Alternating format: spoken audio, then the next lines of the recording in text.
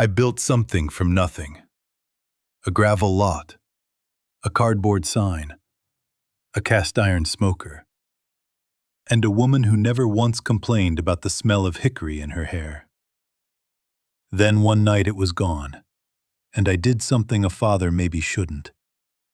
I showed up at my children's doors with empty hands, and I waited to see who they really were. I remember the way the water ran off the eave above me and landed on the toe of my left boot. Steady as a clock, steady as a heartbeat.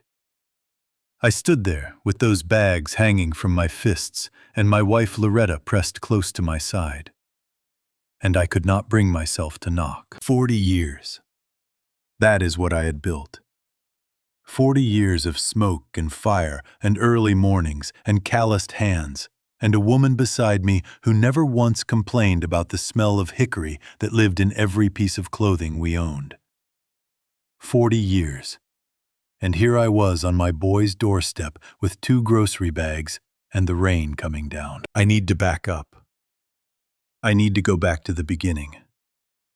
Because none of what happened between me and my children makes sense without understanding what Loretta and I started with, and what it cost us to build what we built.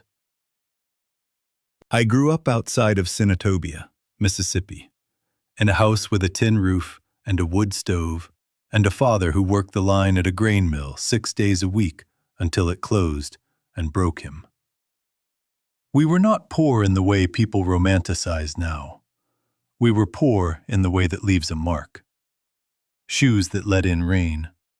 School lunches charged on credit. The kind of quiet at the dinner table that means there is not enough. When I was 19, I drove north to Memphis in a truck that burned a quart of oil every 200 miles. I had $412 in a coffee can and a cast iron smoker my uncle had welded together from an old propane tank. I did not have a plan.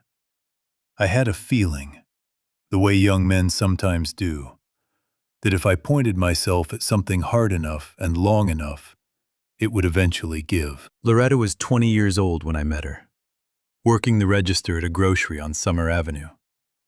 She was from Walls, Mississippi. Same kind of background as me. Same kind of hunger to be somewhere else.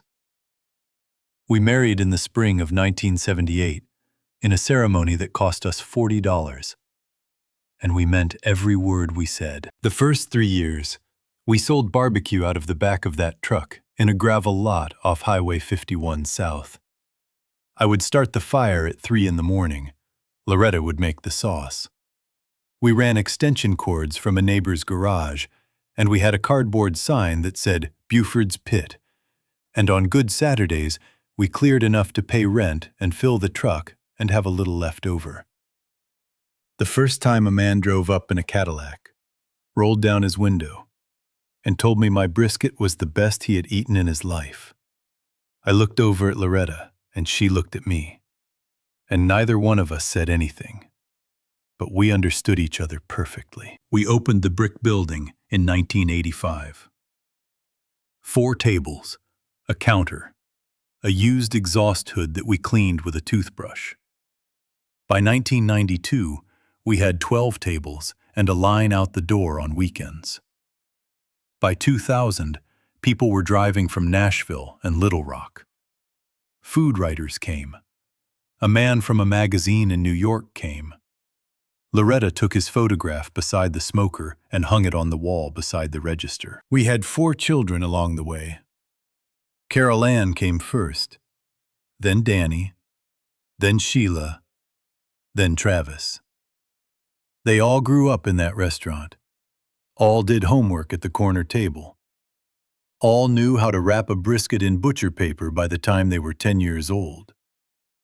What they did not know, because we worked hard to make sure they did not know, was how close we had come to losing it all more than once.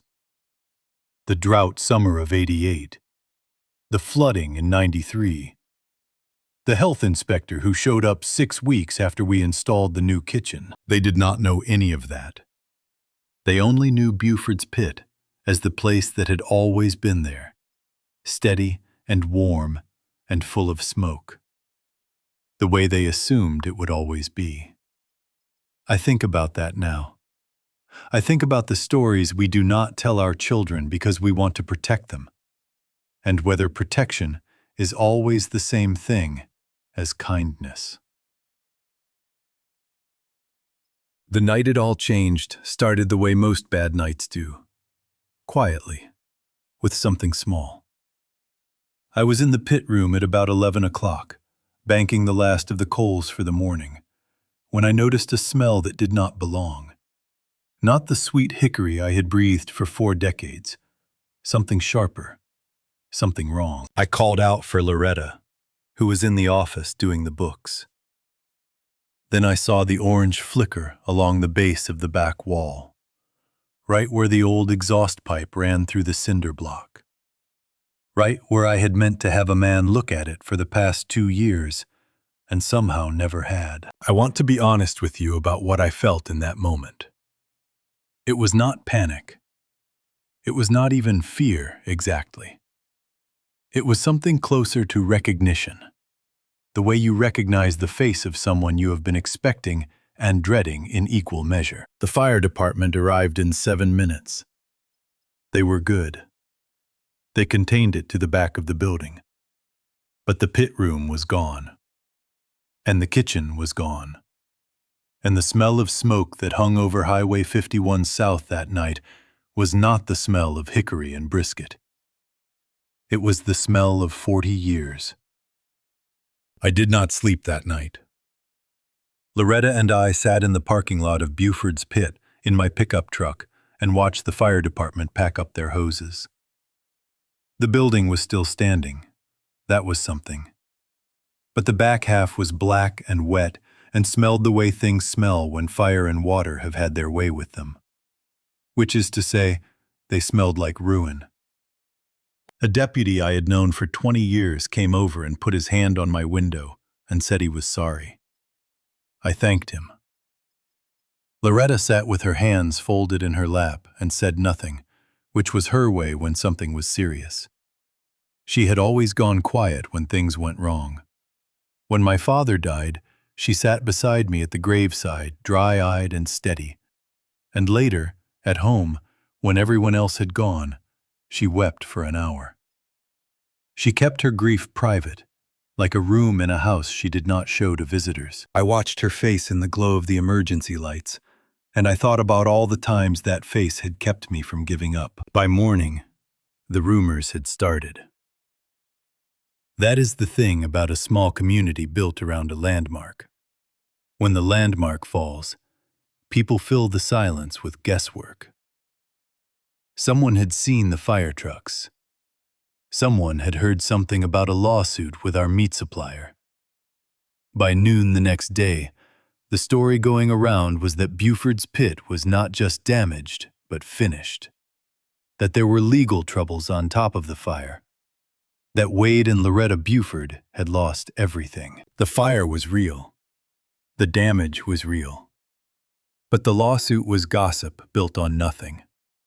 And the idea that we had lost everything was an exaggeration that took on a life of its own, the way exaggerations do in towns where people have known each other too long.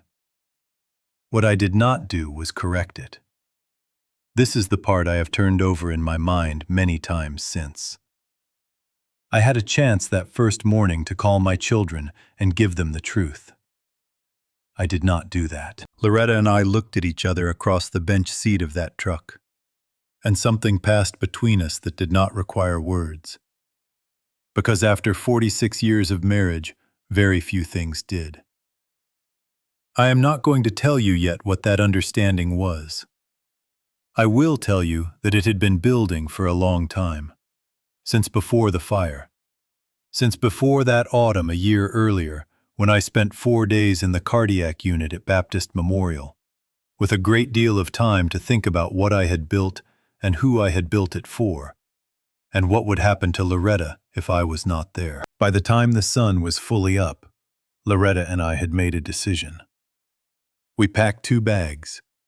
We drove away from Highway 51 South without calling anyone, without explaining ourselves to a soul. Let the story go where it went. We had 4 children. 4 grown adults who had eaten at our table and slept under our roof and gone to good schools on our backs. 4 children who had grown up watching their parents work from 3 in the morning until 10 at night, and had somehow concluded, the way children sometimes do when they are given too much, that the comfort they lived inside had always existed and would always exist. That it was simply the natural condition of being a Buford. I do not blame them entirely. That was our doing as much as theirs. But I needed to know something. It is the thing a man needs to know and is afraid to know. The thing that had kept me awake in that hospital bed, listening to the monitor count my heartbeats. I needed to know who my children were when there was nothing left in it for them. Loretta had been quiet all morning. We were on the interstate, heading toward Carol Ann's house in Germantown, when she reached over and put her hand on mine where it rested on the seat between us. She did not say anything. She just left her hand there. In 46 years, I had learned to read my wife the way a man learns to read the sky when his livelihood depends on weather. That hand on mine was not comfort exactly. It was the hand of someone who has made up her mind and is at peace with it. I kept driving. The rain started again as we turned off the interstate, coming down steady and gray through the hardwoods, drumming on the roof of the truck.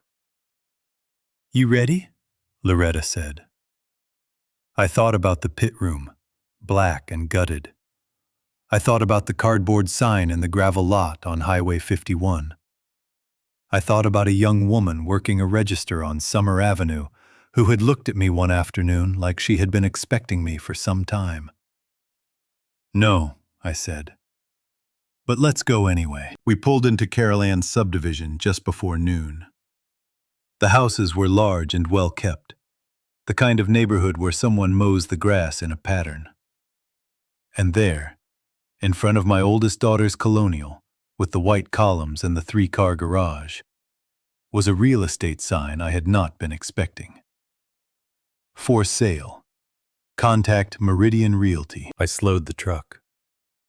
Loretta saw it at the same moment I did. Neither of us said a word. I pulled to the curb and cut the engine and sat there with the rain tapping on the windshield and that sign sitting in the yard like a question neither of us was ready to ask. Carol Ann opened the door before I could knock. She must have seen the truck from a window, because she was already standing in the doorway when I came up the front walk, with Loretta behind me and the rain coming down on both of us. Carol Ann was 47 years old, my firstborn, and she had her mother's cheekbones and my stubbornness in equal measure. She was dressed well, hair done, earrings in, like she had been expecting company that was not us. Her eyes went to the grocery bags in my hands, then back to my face. "Daddy," she said, "what happened?" "Can we come in?" I said. She stepped back and let us through. The house was quiet. Her husband Richard was not home. Carol Ann led us into the kitchen, which was large and bright, with an island counter and stools around it.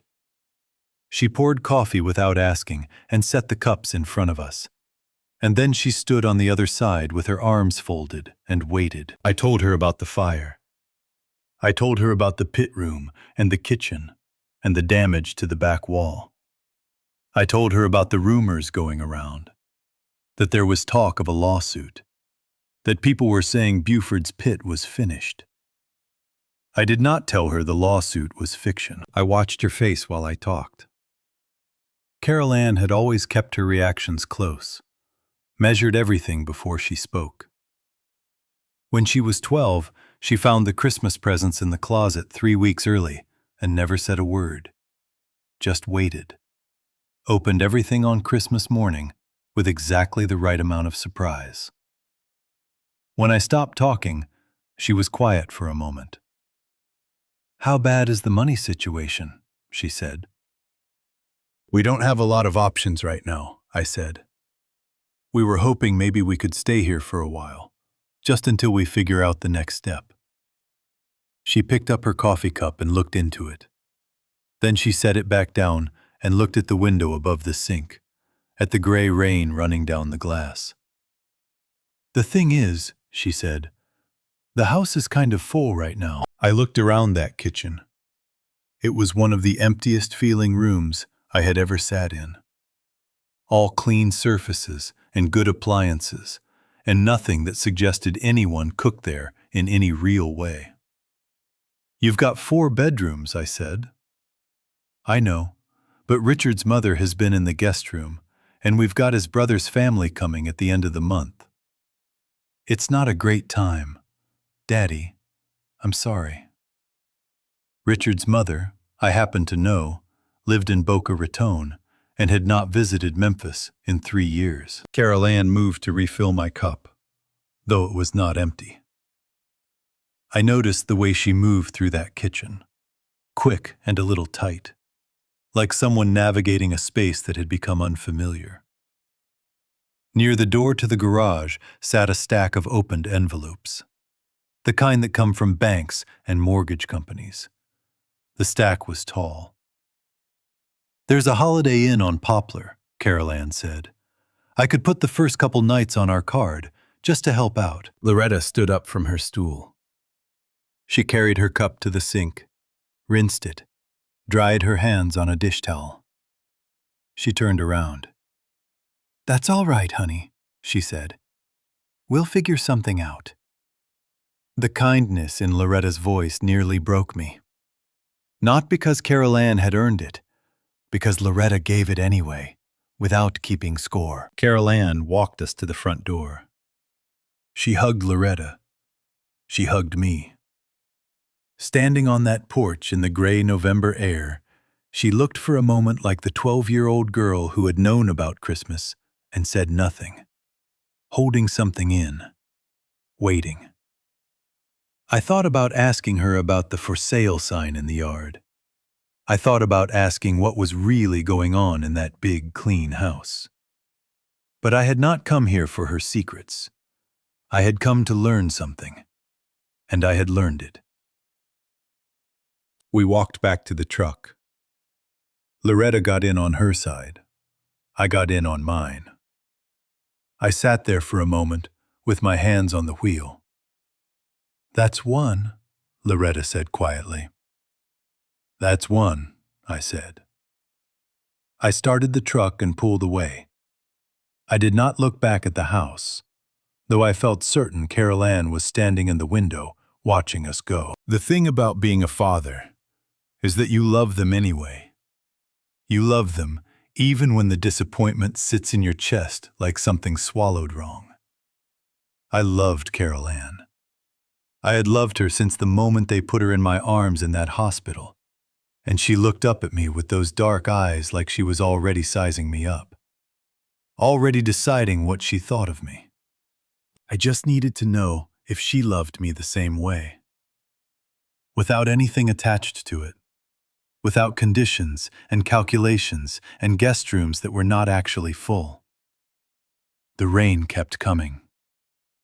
Loretta looked straight ahead through the windshield and did not say anything else. And I was grateful for that, because there was nothing to say. Sheila's about 20 minutes, she said finally.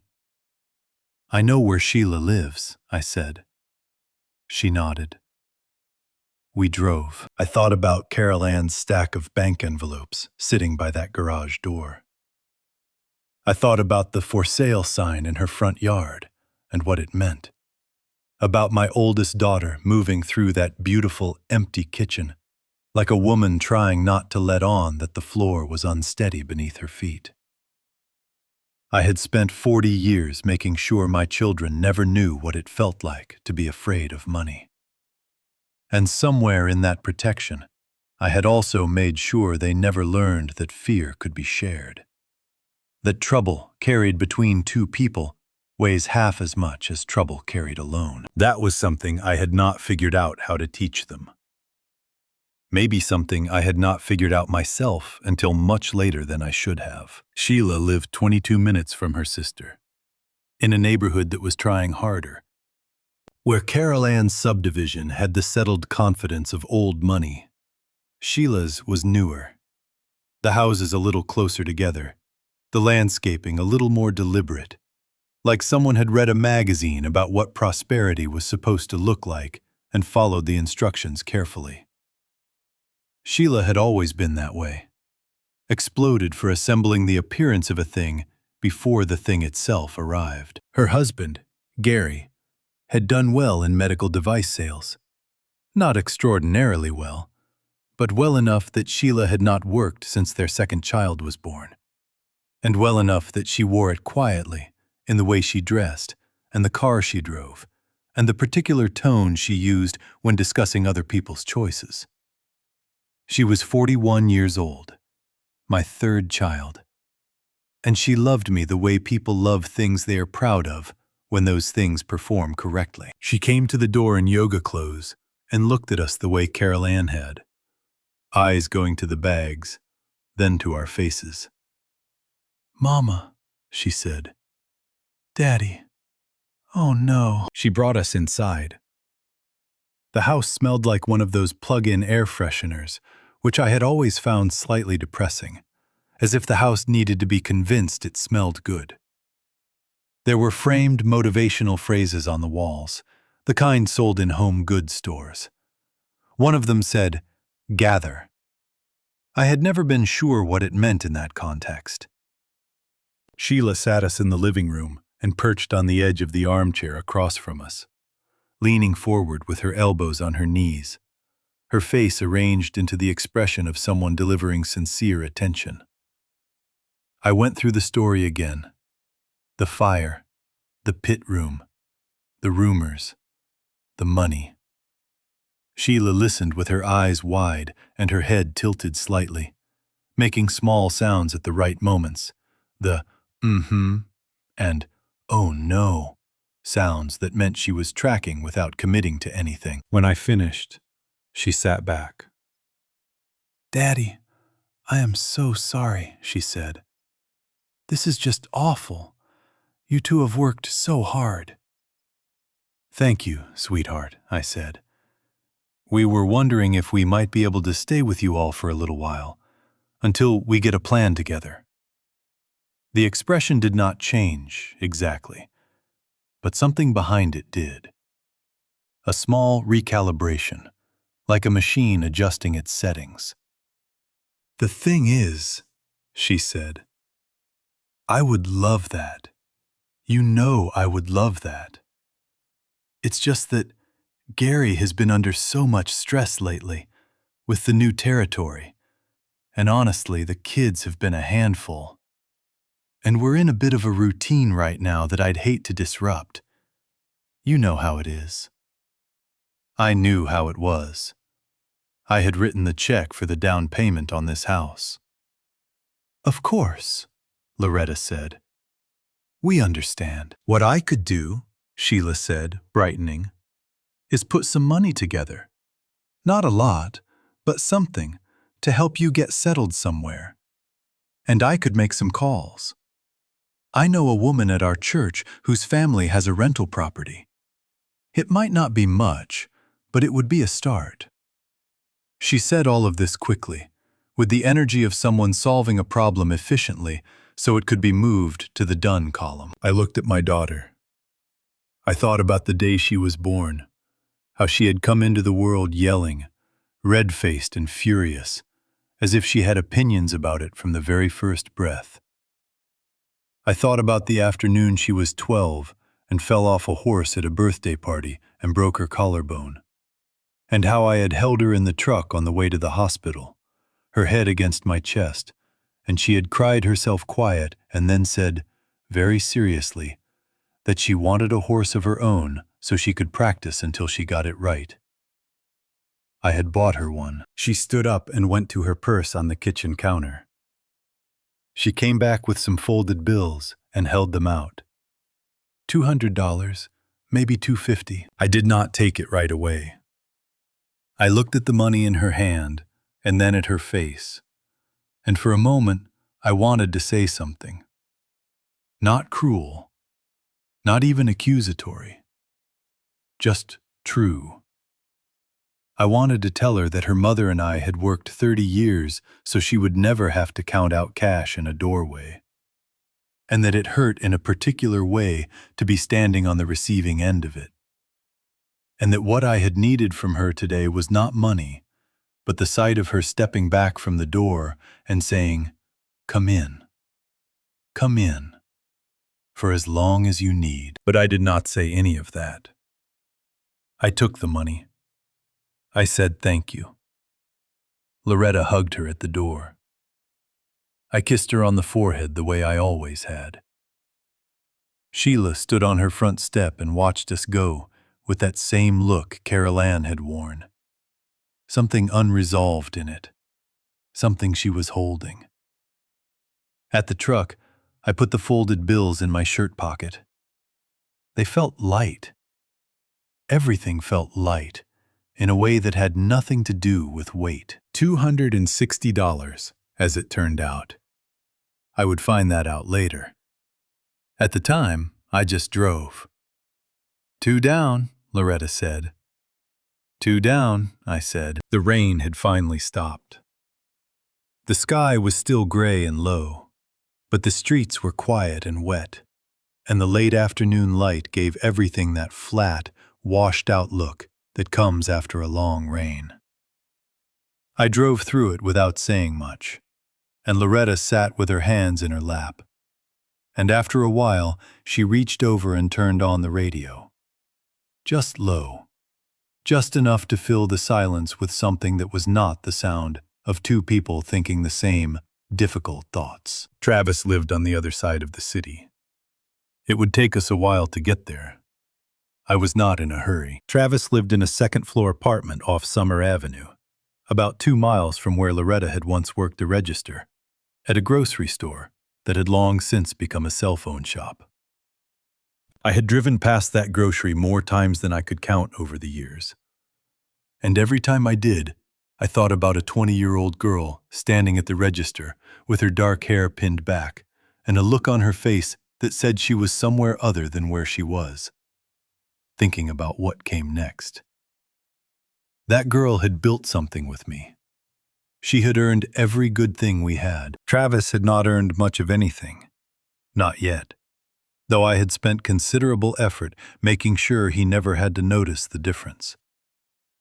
He was 36 years old, my youngest, and he was the one I had spoiled most thoroughly, which is a thing I can admit now with the clarity that comes from distance.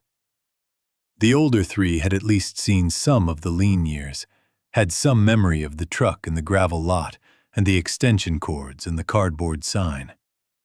Travis had been born into the brick building, into the line out the door on Saturdays, into a world where Buford's Pit was already a name that meant something. He had grown up assuming abundance the way you assume weather, as something that simply happened around you. He had worked at the restaurant for a while in his early 20s, long enough to establish a pattern of showing up late and leaving early, and spending most of the in-between time in the walk-in cooler on his phone. We had eventually arrived at an arrangement where I gave him a monthly sum that we did not discuss too precisely, and he did not come in unless I asked him to. I am not proud of that arrangement. But I had wanted, more than I had wanted almost anything, for my youngest child to be comfortable. I had confused comfortable with happy, which is a mistake parents make and then spend a long time paying for. His apartment building was a 3-story brick structure with an intercom panel that had half its buttons missing, and a parking lot that smelled of motor oil and old fast food. I pressed the button beside T. Buford and waited. The intercom crackled. "Yeah. It's your father," I said. A pause. "Dad, what are you doing here?" "Can you buzz us up? Your mother's with me." Another pause. Longer. The door clicked open. His apartment was on the second floor at the end of a hallway that smelled of cigarette smoke and someone's dinner. Travis opened the door in a t-shirt and sweatpants, his hair uncombed, the television going behind him. He was a handsome young man who had learned to use his looks the way some people use credit cards, spending against a future he assumed would keep funding itself. He looked at the grocery bags. His eyes moved to Loretta, then to me. He stepped back without saying anything and let us in. The apartment was not dirty exactly, but it had the quality of a place where things were set down and not picked up, where decisions were deferred.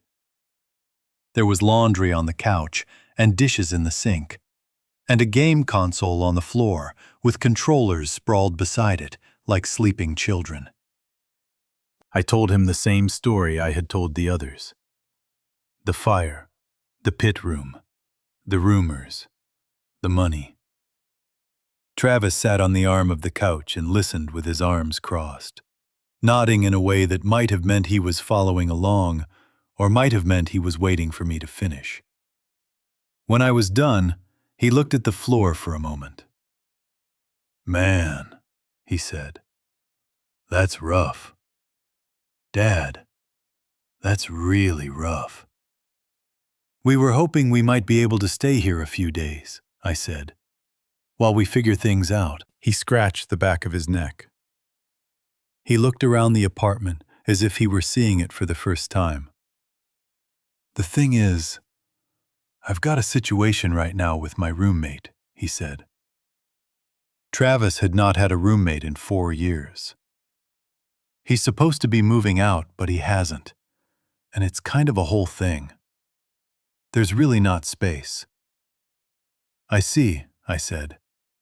Loretta was standing by the window, looking out at the parking lot below. She did not turn around. Travis shifted his weight from one foot to the other. Then he looked at me with an expression I recognized, one I had seen on his face since he was a small boy, being asked to explain something he had done. "Look," he said, "I know this is bad timing, but I've actually been meaning to call you about something. I'm a little short this month. If you have anything you can spare, even just to get me through to the first, I can pay you back." The room was quiet. I looked at my son, 36 years old, standing in his apartment with his hand out in the same conversation where I had just told him I had nothing. He was not calculating. That was the thing. He was not being cruel. He simply lived so completely inside his own needs that mine had not yet registered as real. I thought about the night he was born, how he had been the easiest of the 4, how the nurse had said he was the most content newborn she had seen in 20 years. How he had looked up at the ceiling of that delivery room with a serene expression that suggested he had already decided the world was a pleasant place that intended good things for him. I had spent 36 years making sure he stayed convinced of that. "I don't have anything to spare right now, son," I said. He nodded slowly. "Right," he said. "Yeah. Okay." We did not stay long after that. We sat in the truck outside Travis's building for a long time without starting the engine. The streetlights had come on while we were upstairs. The parking lot looked different in the artificial light, harder, the shadows more distinct. A man came out of the building, walking a dog, and the dog sniffed at the base of a telephone pole while the man looked at his phone. And neither of them paid us any attention. I had the 2 grocery bags between my feet on the floor of the cab. I looked at them. Loretta looked straight ahead. "Well," I said. "Well," she said. That was all for a while. I want to tell you what it felt like, because I think it is important to be honest about it. It did not feel the way I had expected. I had expected anger, maybe. I had expected the clean, simple heat of betrayal, the kind that is almost a relief because it is so clear and uncomplicated. What I felt instead was something heavier and less directed. Something that sat in the center of my chest and did not move. I thought about Travis as a boy. He had been 8 years old when we moved from the apartment above the laundromat into the first house we had ever owned. A 3-bedroom on a quiet street in Whitehaven. He had run from room to room in that empty house, his footsteps loud on the bare floors, laughing at the echo. He had stood in the backyard with his arms out and turned in a slow circle and said, "Daddy, is all of this ours?" "All of this is ours," I had told him. I had felt saying it, like I had done something right. I had felt that way for a long time. Through the birthday parties and the Christmas mornings, and the first car at 16, and the college tuition, and the monthly sum we did not discuss too precisely. Every time I wrote a check for one of my children, I felt it. That satisfaction of a man who had come from nothing and arrived somewhere, and was able to extend the ground beneath his children's feet so they never felt the distance from the bottom. What I had not understood, and what was becoming clear to me now, in a parking lot off Summer Avenue while a man walked his dog, and Travis was presumably back on his couch with his game controllers, was that extending the ground was not the same as teaching them what ground was. You cannot know what solid land means if you have never known anything else. You cannot value a floor you have never seen the underside of. I had not taught them the underside. That was on me. Loretta turned toward me in the seat. She did not say anything at first. She just looked at me, in the way she had looked at me for 46 years. The way that meant she was letting me finish what I was working through before she spoke. "You ready to talk?" she said. "I don't know what to say." "You could start with what you're feeling." "I feel like a man who built a house with no foundation," I said. "Looks fine from the street. Step inside and the floors move." She was quiet for a moment. "We built it together," she said. "The house and the floors both." That was Loretta. She would not let me carry the whole weight of it, even when I wanted to. "Danny's the last one," I said. "I know." "What if he—" I started, and then I stopped, because I could not finish the sentence. I could not say, "What if he's the same?" because I did not think I could hold that. 3 disappointments in a day is a manageable kind of grief. 4 is something else entirely. "He won't be," Loretta said. "You don't know that." "No," she said. "I don't." She paused. "But I know Danny." I looked out the windshield at the parking lot. The man and his dog had gone back inside. The lot was empty and quiet under the orange lights. "You're not even a little scared?" I said. "Of course I am," she said. "I've been scared since the day we decided to do this." There was something in the way she said it, a steadiness underneath the admission. Like a woman who has been scared for a long time and has decided that fear does not disqualify you from moving forward. "Loretta," I said. "What?" "Thank you. For all of this. For going along with it." She made a small sound that was almost a laugh. "I didn't go along with it," she said. "Whose idea do you think it was?" I looked at her. She was looking straight ahead again, her profile lit from the side by the orange glow of the parking lot lights. And there was a small smile at the corner of her mouth. The particular smile of a woman who has been waiting a long time to say something and has finally said it. I stared at her for a moment. Then I started the truck. "Danny's in Raleigh," I said. "Off Summer. Turn right on Raleigh. Left on Cottonwood," she said. "I've been to his house, Wade." "I know where Danny lives," I said. "I know you do," she said. We pulled out of the parking lot.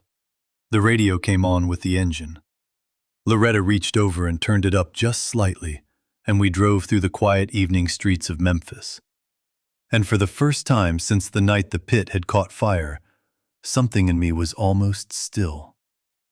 Not certain, not unafraid, but still. Danny's house was on Cottonwood Street, a short block of bungalows built in the 50s. The kind of neighborhood where people parked in the driveway and kept a garden in the backyard, and knew their neighbors by first name. The house was small.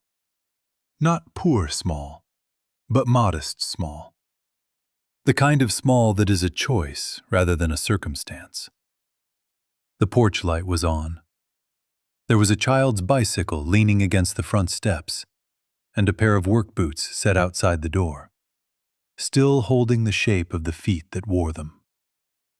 I sat in the truck for a moment, looking at those boots. Danny had been wearing work boots since he was 14 years old, when he started coming to the restaurant on weekends and I had put him to work in the pit room hauling wood and keeping the fire. He had never complained about it. He had never asked for a lighter job. He had showed up, learned what he was shown, and gotten quietly good at things, which was his nature from early on. Danny was not the loudest or the funniest or the most charming of my children. He was the one who showed up. I got out of the truck. Loretta got out on her side. We stood on the sidewalk with the grocery bags, and I looked at the porch light and the bicycle and the boots. And then I walked up the front path and knocked. The door opened almost immediately, which told me he had probably seen the truck from the window. Danny Buford was 44 years old. My second child. Built the way men are built who have done physical work their whole lives. Wide in the shoulders, thick in the hands, with a face that had weathered in the way faces do that spend time outdoors. He was wearing a flannel shirt and work pants, and his feet were in socks. And when he saw us standing there with those grocery bags, he did not say anything at first. He just opened the door all the way and stepped back. "Come in," he said. "Come in. Come on." His wife Becky was in the kitchen. We heard her before we saw her, heard the sound of something on the stove, and then she appeared in the doorway, wiping her hands on a dish towel. A small woman with a kind face who had been married to my son for 16 years and who had always made me feel, in her particular quiet way, that I was welcome in her house. "Mr.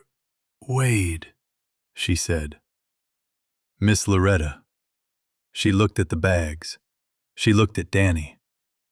Something passed between them that I could not read. "You'll stay here," Danny said. It was not a question. "Son, we don't want to put you out," I started. "You're not putting us out," he said. He said it the way he said most things, plainly, without room for argument. "Kids are already in bed. I'll move some things around and you can have the back room. Becky just made a pot of soup.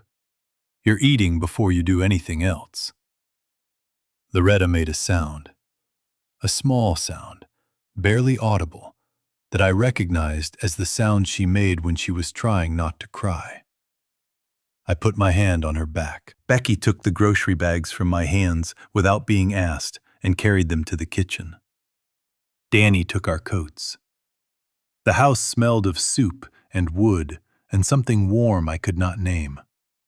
The smell of a home that was used, that had life in it, that people returned to at the end of the day and were glad to be in. We sat at the kitchen table. Becky set bowls in front of us. Chicken soup with egg noodles, the kind that takes time to make. She brought bread and butter and refilled the bowls before we asked. Danny sat across from us with his elbows on the table and listened while I went through the story again. The same story I had told 3 other times that day, but it felt different in this kitchen. It felt like I was telling it to someone who was actually in the room with me. When I finished, Danny nodded slowly. "How long do you need?" he said. "I don't know yet," I said. A few weeks, maybe, while we figure out the insurance and what's left of the building. Then a few weeks it is, he said. Stay as long as you need to. Loretta set down her spoon. She reached across the table and put her hand over Danny's, the way she used to do when he was small and had done something that made her proud without knowing it.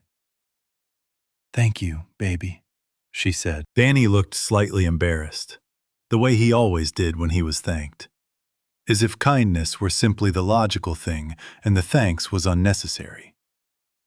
He shrugged one shoulder and picked up his own spoon. It's soup, he said. It's not a big deal. It was the biggest deal I had experienced in years. I did not say that. After dinner, Becky showed us the back room. It was small and clean, with a quilt on the bed that I recognized as one Loretta's mother had made, which meant Danny had taken it when we had cleared out his grandmother's house and had kept it.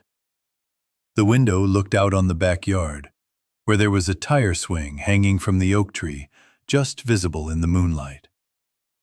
I stood in that room for a moment after Becky left, listening to the quiet of the house settling around me. And I thought about something I had not allowed myself to think about since the night the pit had burned. Hope. I was thinking about hope. And then, from the kitchen, just barely audible through the wall, I heard Danny's voice and Becky's, low and close together, the way couples talk when they think no one is listening. I heard the word money. I did not hear what came after. But I stood very still, and I listened, and I felt something change in the room. The first morning in Danny's house. I woke before anyone else. Old habit. 40 years of 3 a.m. fires will do that to a man. I lay still for a while in the dark of the back room, listening to the house breathe around me. All its sounds familiar to the people who lived in it, and slightly foreign to everyone else. Loretta was asleep beside me.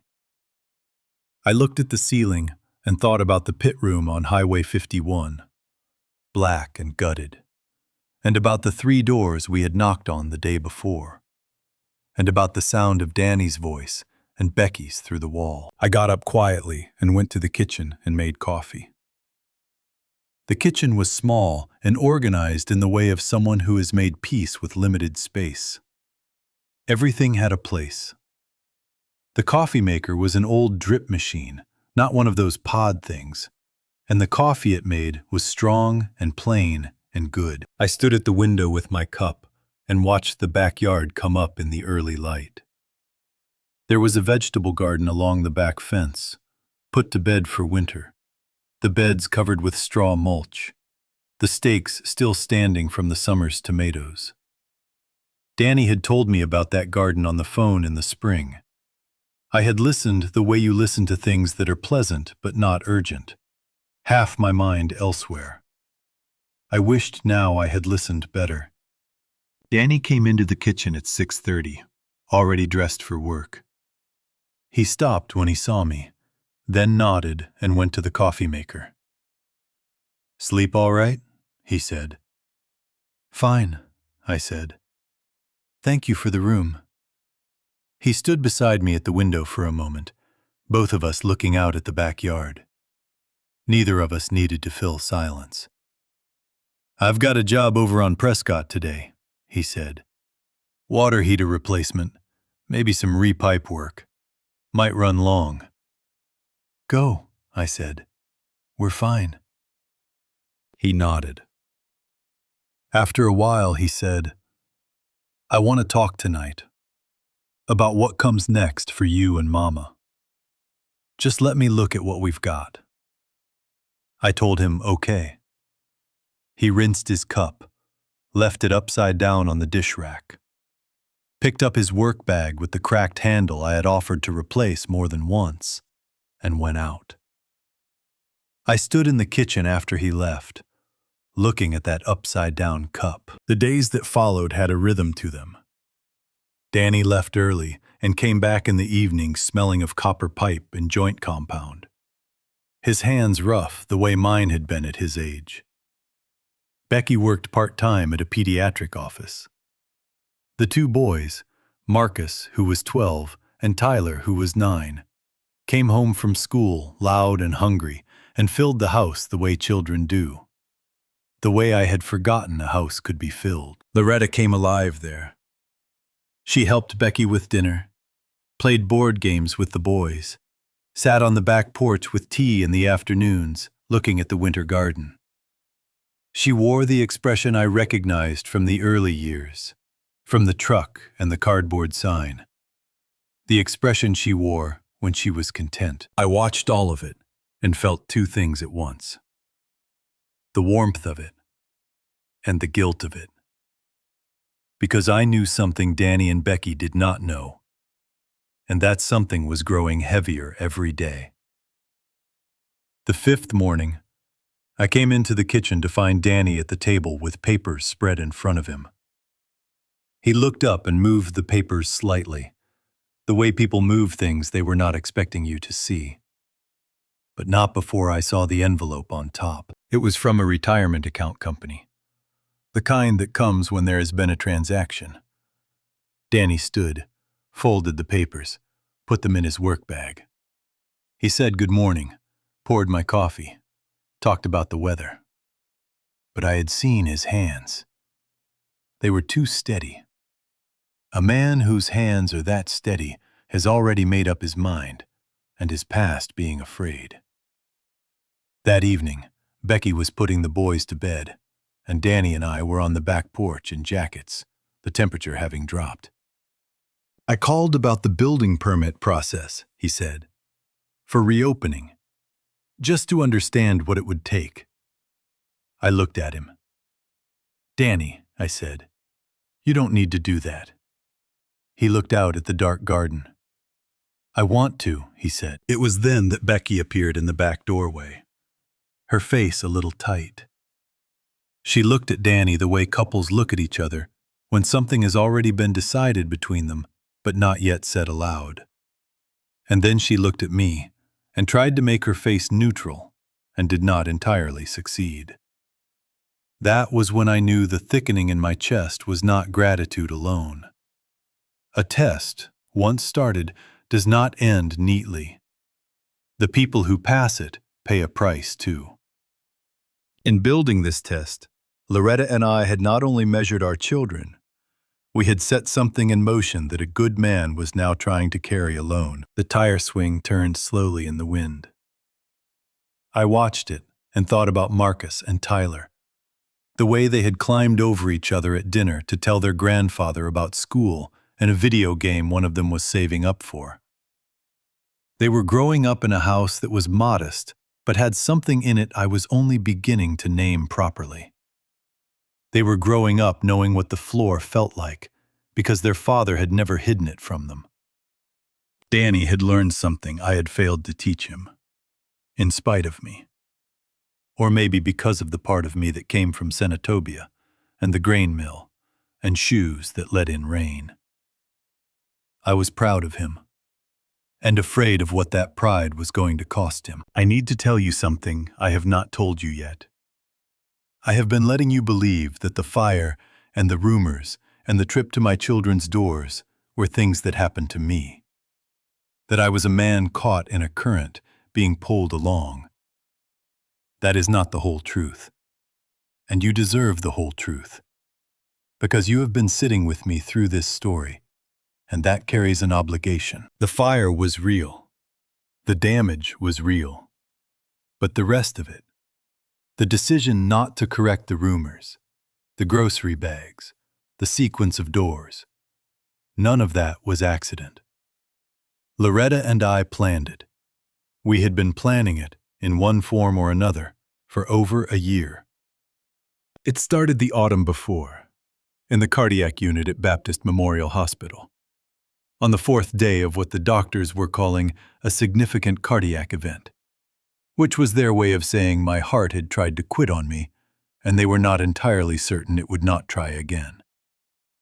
I was 69 years old. I had never spent a night in a hospital in my life. I lay in that bed with monitors on my chest and an IV in my arm, and the particular silence of a hospital room at 2 in the morning. And I thought about Loretta. Not about the restaurant, not about the building or the equipment or the recipes I had never written down. I thought about Loretta, sitting in a house by herself, after 46 years of never being alone. And I thought about our 4 children, and I tried to answer an honest question. If I died tomorrow, who would take care of her? I ran through them one by one. Carol Ann, organized and capable, but with her own life buttoned up tight. Her own troubles she had not seen fit to share with us. Sheila, kind enough in the way that cost nothing, generous with what she could afford to be generous with and careful with the rest. Travis, who I loved with a particular ache, but who had not yet learned to carry weight that was not his own. And Danny. I knew the answer before I finished the question. I had always known, if I was honest with myself, which I was trying to be in that hospital room at 2 in the morning, with my heart still making up its mind about me. But knowing and understanding are different things. I wanted to understand. I wanted to see it, not guess at it. Loretta came to see me on the 3rd day and sat in the chair beside my bed and held my hand.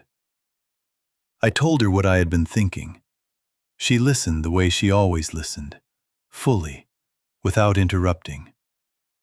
When I finished, she was quiet for a moment. Then she said, "I've been thinking the same thing. About the kids? About whether they know what they have," she said. "Whether they know what it cost." We did not make the plan that afternoon. It came together slowly over the months that followed, in conversations at the kitchen table after dinner, in the car on long drives, in the early mornings when we were both awake before the alarm and the house was still. Loretta was the architect of most of it.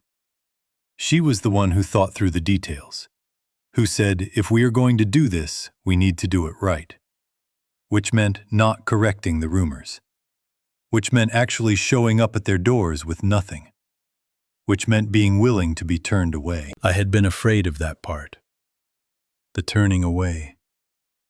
I had not wanted to know. Loretta had said, "That's exactly why we have to." Now, lying awake in Danny's back room on a Tuesday night in November, with the house quiet around me, and the knowledge of that retirement account envelope sitting in my chest like a stone, I understood what she had meant. We had not done this to punish anyone.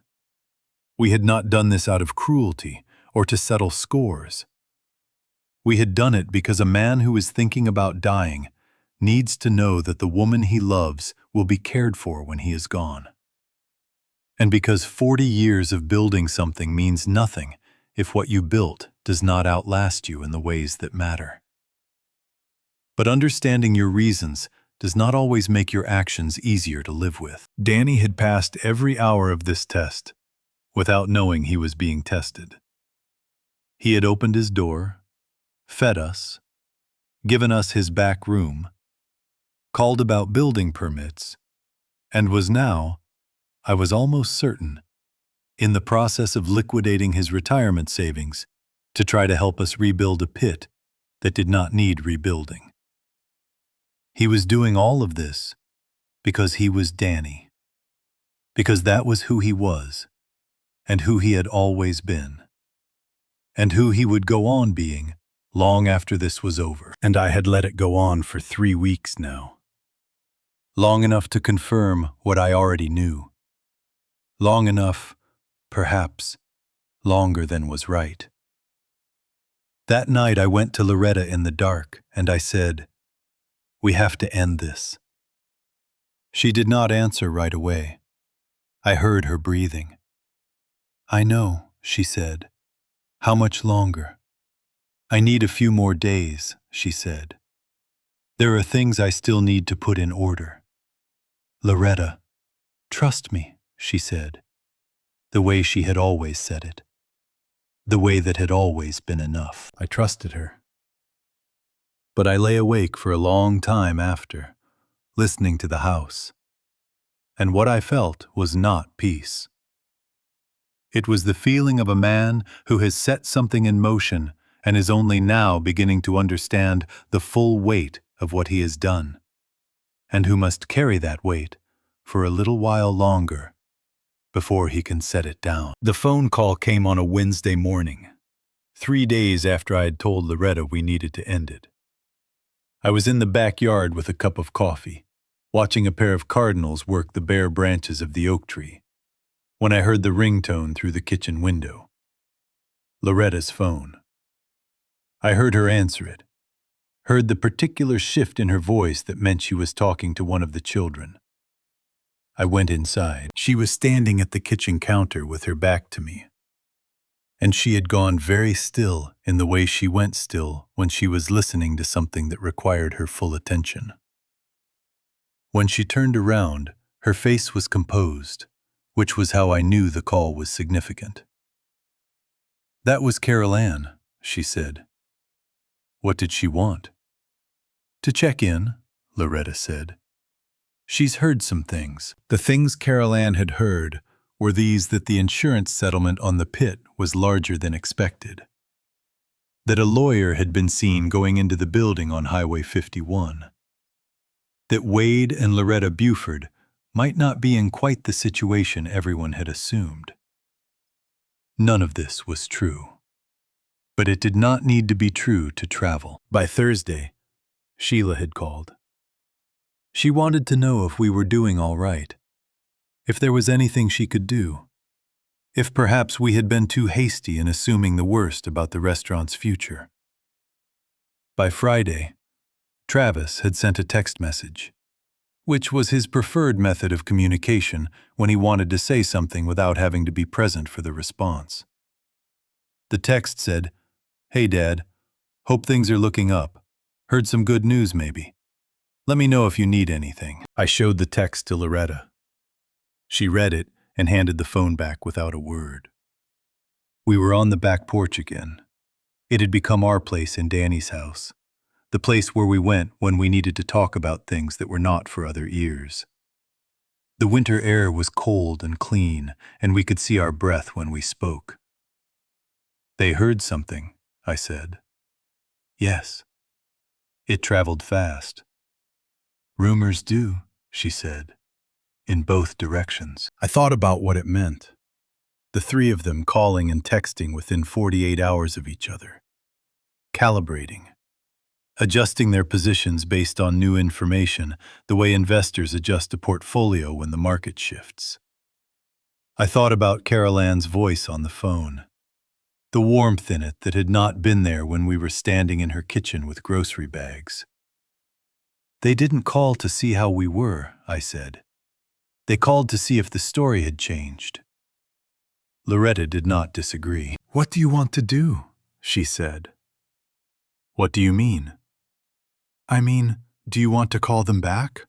Do you want to let it sit? Do you want to invite them here?" I looked out at the garden. Danny's garden, with its winter mulch and its patient rose, waiting for spring, the way things that have been properly prepared can afford to wait. "I want to know how far they'll go," I said. "I want to know if there's a version of this where they show up without being called, where they come because they're worried about us and not because they heard the money might still be there." Loretta was quiet for a moment. "That might be asking for more than people generally have in them," she said. "I know it." "Danny didn't wait to hear the money was still there," she said. "I know that too." A crow landed on the fence at the back of the yard and sat there looking at us with the particular self-satisfied expression of crows. I had always disliked crows. I found their intelligence unsettling in the way that intelligence without loyalty is unsettling. "I got a call yesterday," Loretta said. From Alan Ferris. Alan Ferris was our attorney, had been for 15 years. What did Alan want? To tell me the documents are ready, she said. The ones I asked him to prepare. She said it simply, looking at the garden, her hands around her coffee cup. I had learned over 46 years that when Loretta said something simply and looked somewhere other than at me, she was telling me something important that she had been thinking about for a long time and had decided not to cushion. What documents? I said. She turned and looked at me then. The trust, she said. I had Alan draw up a trust last spring, after you came home from the hospital. I have been adding to it and adjusting it for months. It is just about what I want it to be. I stared at her. You did this before we even had the conversation at the hospital? I said. Before I told you what I was thinking? I did, she said. Loretta, when were you going to tell me? She considered this. I'm telling you now, she said. Inside the house, I could hear the boys getting home from school, the back door banging, Tyler's voice rising above Marcus's the way it always did, the specific joy and noise of children arriving home. In a moment, Becky would be calling them to the kitchen for a snack. The house would fill up with the ordinary sounds of an ordinary afternoon. I sat with what Loretta had just told me. My wife, who I had thought was the partner in this plan, had been running a longer and more considered game than I had known. The plan had not begun with my hospital stay. It had begun with hers. You were scared before I was, I said. Yes, she said. Why didn't you tell me? She looked at me with an expression I knew, patient and clear and faintly amused. Because you weren't ready to hear it, she said. You are now. The next morning I watched Danny load his truck in the dark. He did not know I was watching. I was standing just inside the back door with the kitchen light off, holding my coffee. And he was in the driveway under the yellow glow of the porch light, stacking pipes into the bed of his truck with the careful efficiency of a man who has organized tools and materials 10,000 times. He moved slowly. That was the first thing I noticed. Danny had always been deliberate in his movements, never hurried. But this was different. This was the deliberate movement of a man who was tired, in the way that sleep cannot fix. He set a pipe down and straightened up and stood there for a moment with his hand on the side of the truck bed, not doing anything, just standing. And I watched him breathe. Then he picked up the next pipe and kept going. He had not sold his tools. I had been afraid of that, but 3 days ago, when I had gone into the garage to look for a flashlight, I had seen the empty space on the pegboard where his good pipe wrench had hung, the one with the red handle that he had bought with money from his first solo job 12 years ago. He had told me about that pipe wrench on the phone once. He had been proud of it the way craftsmen are proud of good tools. The space on the pegboard was still empty. Becky was in the kitchen when I came back inside. She was making lunches for the boys, her back to me, and she startled slightly when I set my cup on the counter. Mr. Wade, she said, I didn't hear you. Sorry, I said. Didn't mean to sneak up on you. She smiled, but it did not reach her eyes the way it usually did. Becky had a particular smile, open and genuine, that had been one of the first things I had noticed about her when Danny brought her home 16 years ago. The smile I was looking at this morning was the one people use when they are maintaining something. Coffee's fresh, she said, and turned back to the sandwiches. I poured a cup and sat at the table. The boys were still upstairs, getting ready for school. The house had that morning feeling, the day not yet in motion. Everything still capable of going in any direction. "Becky," I said. She kept her back to me for a moment. Then she set down the bread knife and turned around and leaned against the counter with her arms folded. Not in the closed-off way Sheila had folded her arms in that living room, but in the way of a woman collecting herself before saying something she has decided needs to be said. "He's not sleeping," she said. "He's up before 4 most mornings. He comes in late. He's taken on 4 new clients in the last 2 weeks, and he's doing some of the jobs on the weekend." "I know," I said. "He sold his pipe wrench," she said. "The red-handled one." "I know that too." She looked at me steadily. "He hasn't told me everything, but I know there's a transfer he made from the retirement account." She paused. "I'm not angry at him for it. I want you to know that. I understand why he did it. I just—" She stopped. "You're worried," I said. "We have 2 boys," she said. "Marcus wants to go to college. Tyler is going to want to go to college. And Danny would do absolutely anything for you and Miss Loretta. He would give you everything we have and then go looking for more to give." Her voice was even and clear. "I love him for that, and it scares me." She said the last 2 sentences at the same volume, with the same steadiness, and they hit me with the same force. "I love him for that, and it scares me." I sat with that for a moment. "Becky," I said, "I need to ask you something, and I need you to answer me straight." "All right." "How much has he moved from the retirement account?" She looked at me for a long moment. Then she uncrossed her arms and reached into the drawer beside the stove, the junk drawer that every kitchen has, and pulled out a folded piece of paper. She set it on the table in front of me. I opened it. It was a transaction record. 1 transfer, dated 11 days ago. The amount was more than I had feared, and less than I had imagined possible from a man who made his living fixing pipes in other people's houses. It was money that had taken years to accumulate. It was Marcus's college and Tyler's college and a portion of Danny and Becky's old age, moved in a single afternoon into an account bearing my name. I folded the paper and held it in both hands. "He doesn't know you showed me this," I said. "No," she said. "Why did you—" She picked up the bread knife and turned back to the sandwiches. "Because someone needed to," she said. "And because I think you're a good man, Mr. Wade.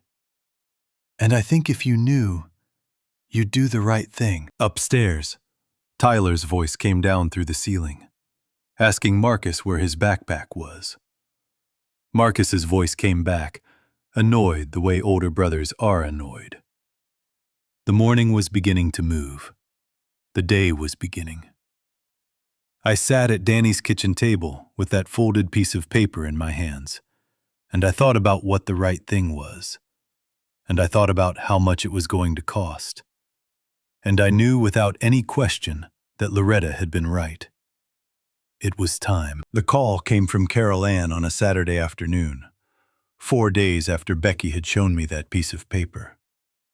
I was in the backyard raking leaves that had blown in from the neighbor's oak, doing it slowly and without particular purpose, the way older men do tasks that keep their hands busy while their minds work. Loretta was inside with Becky, and the boys were at a basketball game, and the yard was quiet except for the sound of the rake and the occasional car going by on Cottonwood Street. My phone buzzed in my shirt pocket. I looked at the screen. Carol Ann. I let it go to voicemail. She called back 20 minutes later. I let that one go too. The third call came while I was washing the rake off with the garden hose, and I answered it because 3 calls in an afternoon from Carol Ann was something that had never happened before in my life. And whatever else I thought of my oldest daughter, I had not raised a person who made 3 phone calls without a reason. "Daddy," she said, "I need to talk to you." "All right," I said. "Can you come to dinner next Saturday? All of us. You and Mama, me and Richard, Sheila and Gary, Travis." She paused. "I think we need to sit down together, as a family." There was something different in her voice.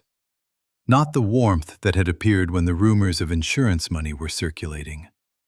Not the careful management I had heard when we were standing in her kitchen. Something underneath those things. Something that sounded, if I was reading it right, like discomfort. "What's this about Carol Ann?" I said. "I'd rather talk about it in person," she said. "But I've been thinking about when you came to the house, about how I handled that." Another pause. "I don't feel good about how I handled that." I stood in Danny's backyard with the garden hose dripping in my hand and my daughter's voice in my ear.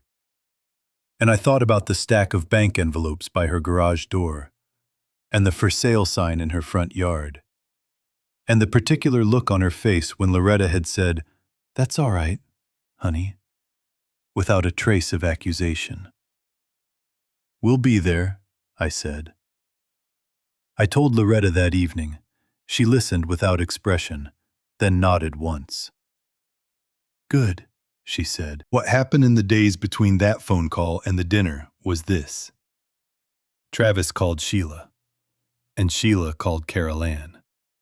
And the 3 of them had a series of conversations that I was not part of, but which Danny reported to me in fragments, having heard pieces through Becky's half of her phone calls with Sheila. The substance of these conversations was a negotiation, not about whether to attend, but about what to say and how to position themselves. Travis wanted to propose a plan for rebuilding the restaurant as a family venture, with himself in a management role he described as operational oversight. Sheila wanted to offer to host us while we rebuilt, now that her kids were old enough that it would not be a disruption. Carol Ann had said less than the other 2, but had apparently been the one to organize the dinner. I listened to Danny tell me this on the back porch, with my hands around my coffee and my face as still as I could make it. "What do you think they're up to?" Danny said. He was not asking with suspicion exactly, more with the puzzled look of a man who has watched something happen and is trying to understand the mechanism. "I think they heard the same rumors we all heard," I said, "and I think they're adjusting." He was quiet for a moment. "To what?" "To the possibility that there's still something to be had," I said, "and that they may have gotten themselves on the wrong side of the ledger." Danny looked out at the garden. He drank his coffee. He did not say anything for a long time. "Carol Ann sounded different when she called Becky," he said finally. "Not like she was managing something. More like she was—" He stopped. "I don't know. Unsettled." "She's in trouble," I said. "Real trouble. I don't know all of it, but I know enough." He looked at me. "You knew about the house being for sale?" "I saw the sign when we came," I said. He took that in. We sat with it. "You didn't say anything," he said. "It wasn't mine to say," I said. And we had other things on our mind that day. The dinner was a week away. Loretta had spoken twice more with Alan Ferris. She had not told me everything about those conversations, which meant she was not done yet, which meant there were things still being arranged.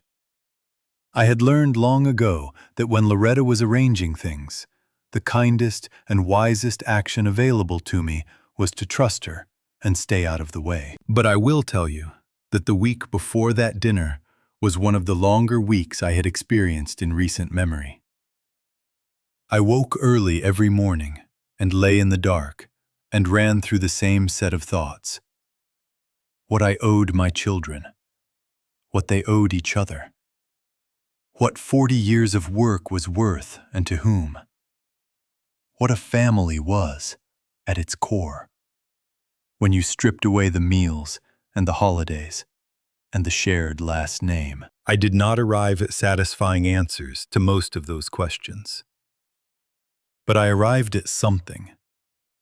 A sense of what I was going to walk into that Saturday evening, and what I intended to walk out of it with. Saturday came. Loretta put on the blue dress she wore when she wanted to feel like herself. I wore a clean shirt and my good boots. We said goodbye to Danny and Becky and the boys and got into our truck. The back seat held a leather portfolio that Loretta had retrieved from the safe at our house 2 days earlier. She had not told me what was in it. Carol Ann's house looked different at night. The for sale sign was gone. I noticed that first, before I had even cut the engine. The bare patch of lawn where it had stood, now just lawn again, as if it had never been there. I did not say anything about it. Loretta had seen it too. She reached into the back seat and picked up the portfolio and set it on her lap. The house was lit up, warm light in the windows, and through the glass of the front door I could see movement, people already inside. I sat for a moment with my hands on the wheel. "You ready?" Loretta said. "You asked me that once before," I said. "I know," she said. "You gave me the right answer."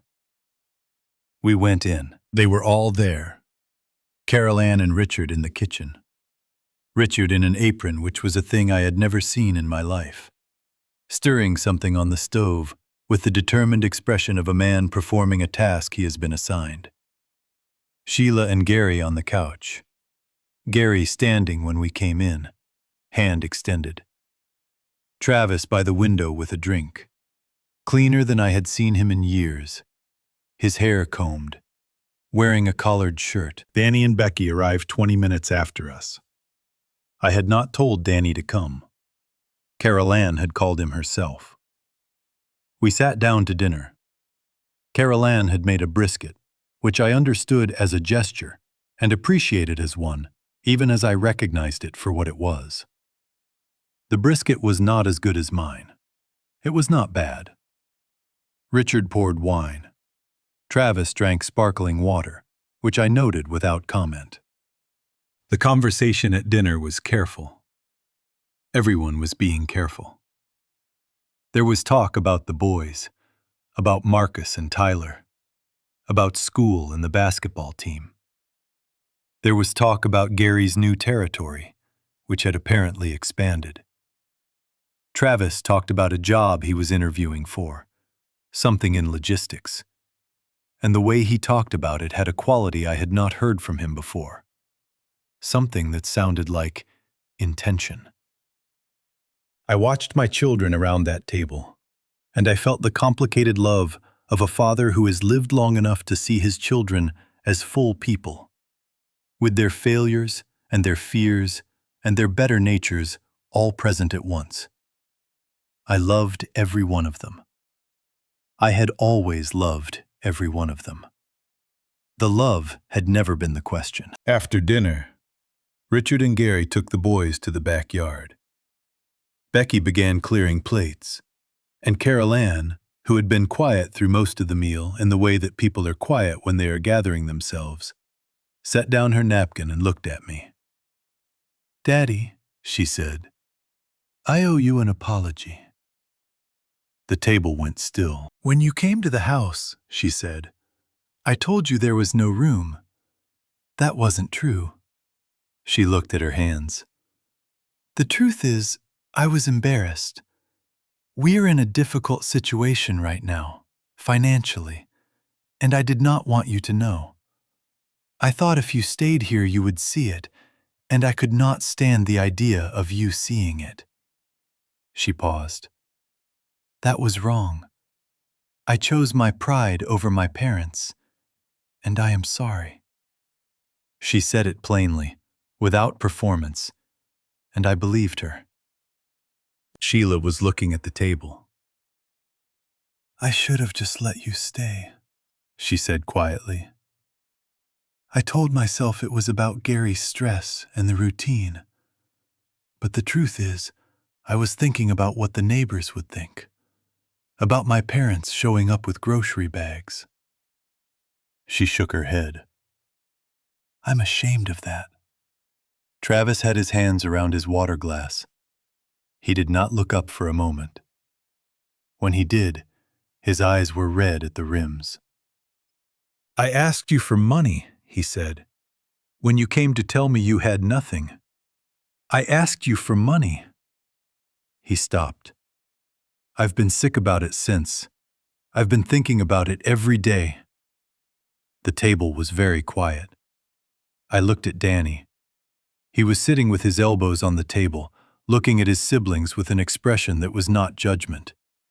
It was the expression of someone watching something difficult and important and choosing not to interfere with it. I had not planned what I said next. I want to be clear about that. It was not part of the plan. It came from a place I had not reached until that moment. A place that the previous weeks had built in me, slowly, through watching Danny carry a weight he did not know was mine to carry. I owe you an apology too, I said. Carol Ann looked up. All four of you, I said. I built something, and I was so proud of it that I never let you see the work. I gave you the results and hid the cost. And then I was surprised when you didn't understand the value of what you had. I looked around the table. That's on me as much as it's on any of you. Nobody spoke. Loretta picked up the leather portfolio from beside her chair. She set it on the table in front of her. She looked at me once, and I nodded, and she opened it. There are some things, she said, that I need to show all of you. Outside, through the window, I could hear Richard and Gary talking, and the boys laughing at something in the backyard. The sound of ordinary life going on around an extraordinary moment. Loretta smoothed the first document flat on the table with both hands. This is going to take a little while, she said, and some of it is going to be hard to hear. I need everyone to stay at the table. Nobody moved. She began. The first thing Loretta took out of the portfolio was a letter. It was handwritten, 2 pages, in her careful school teacher script. The same handwriting that had signed every birthday card and every school permission slip and every note tucked into a lunch bag for 40 years. She did not read it aloud. She set it on the table and let it sit there while she reached into the portfolio again. The second thing she took out was a document from Alan Ferris's office. 12 pages, clipped together. Then another document. Then a set of financial statements. Then a single photograph, 4 inches by 6, which she placed face down on the table and did not turn over yet. The children watched all of this without speaking. Even Travis was still. Loretta folded her hands on top of the portfolio and looked at the table. At all of them, one at a time. I need to tell you something your father doesn't fully know, she said. And something all of you need to hear. She looked at me when she said the first part. When Wade was in the hospital last autumn, she said, I sat in that waiting room for 4 days. The first night, I didn't sleep. I sat in a plastic chair and I thought about everything. About our life. About what we had built. About what happened to it if Wade didn't come home. She paused. And I thought about the 4 of you. She was quiet for a moment.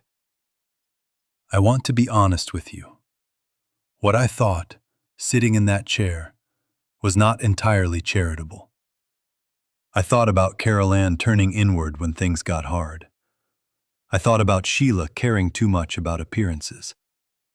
I thought about Travis and the way we had let him drift. She stopped. And I thought about Danny. and what it meant that Danny was the one I was certain of. Danny looked at his hands. "I did not think those things with anger," Loretta said. "I thought them the way you think about something you love that is not quite what you hoped it would be. The way you love it anyway, but with a sadness in it." She reached over and turned the photograph face up. It was a picture I had never seen. Loretta and a young woman I did not recognize, standing outside what appeared to be a law office, both of them holding coffee cups, squinting into the sun. The young woman was laughing at something. "This is Patricia Gaines," Loretta said. "She is an estate attorney. I met with her the week after Wade came home from the hospital. Before he and I had our conversation about the children. Before any of this." I stared at my wife. "You were planning this before I was," I said, Stoll. "I was planning something," she said. "Not exactly this. This grew into what it became." She looked at the children. "What I asked Patricia to help me do was create a trust. A legal structure that would protect what your father and I had built and ensure it went to the right place," Carol Ann said. "What do you mean by the right place?" Loretta unclipped the 12-page document and slid it to the center of the table. "The Buford Family Trust," she said. "I have spent the last 14 months building it. Every asset your father and I own, the building on Highway 51, the equipment, the brand, the recipes, the land, and a sum of money I will not specify tonight, has been transferred into this trust." The table was very still. "The trust has one purpose," Loretta said. "To ensure that Buford's Pit continues, that what your father built from nothing does not disappear when we are gone." She paused. "And it has one trustee, one person responsible for carrying it forward," Travis said. "Who?" Loretta looked at Danny. Danny looked back at her. His face was unreadable for a moment. Then something in it shifted, something loosening, like a man who has been braced for impact and realizes the impact is not what he expected. "Me," he said. "You," Loretta said. Carol Ann made a sound, not quite a word. Sheila put her hand over her mouth. "Before anyone says anything," Loretta said, her voice steady and clear, "I want to explain what the trustee does and does not mean. It does not mean Danny owns Buford's Pit. It means Danny is responsible for it, for making decisions about its future, for protecting it." She looked around the table. "The trust also provides for all four of you, for your father and me while we are living, for Marcus and Tyler's education. It is not a punishment. It is a structure." She reached into the portfolio one more time and took out 4 envelopes, each with a name written on the front in her handwriting, and she set them on the table. "There is a letter for each of you," she said. "I have been writing them for months. They say things I should have said out loud a long time ago." She looked at me. "There is one for your father, too." I had not known about the letter. "The last thing I want to say before you read them," Loretta said, "is this. Your father and I did something in the last several weeks that was not entirely fair to you. We tested you without telling you we were testing you. I am not going to apologize for that, because I believe we needed to know what we needed to know." She looked at Danny. "But I am going to say that one of you paid a price for passing that test. A real price. And before this evening is over, that is going to be made right." She closed the portfolio. The room was quiet for a long time. Then Carol Ann reached out and picked up her envelope. She turned it over in her hands. She looked at her name written there in her mother's careful script. the same handwriting from 40 years of birthday cards. And her face did something it had not done since she was small. It cracked open. Nobody opened their envelopes right away. They sat on the table, 4 of them, each with a name in Loretta's handwriting. And the children looked at them the way people look at things that contain something they are not certain they are ready for. Carol Ann had set hers back down after that first moment. Travis was turning his over in his hands without opening it. Sheila's was sitting untouched in front of her. Danny had not moved toward his at all. "There's no hurry," Loretta said. "Take them home. Read them when you're ready." I looked at my wife.